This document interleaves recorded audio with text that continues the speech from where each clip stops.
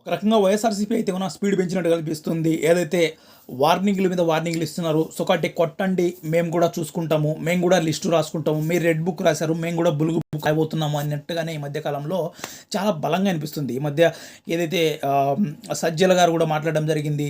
దానికి సంబంధించి ఏదైతే కూడా మీరు ఎలా చేయాలనో, ఎవరిని ఎలా హింసించాలో నేర్పిస్తున్నారు. సో కాబట్టి మేము కూడా అలాగే చేస్తామని చెప్పకపోయినా కూడా సో కాబట్టి ఆయనలో ఫైనల్‌గా ఇదే మొదలైంది.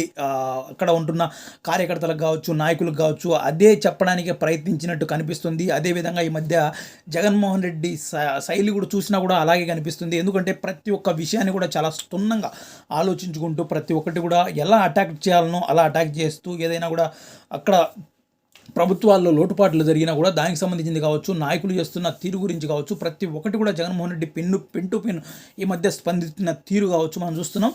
చాలా వరకు అయితే వైఎస్ఆర్సీపీ ఒక రకంగా బలంగా ముందుకెళ్తున్నది కనిపిస్తుంది.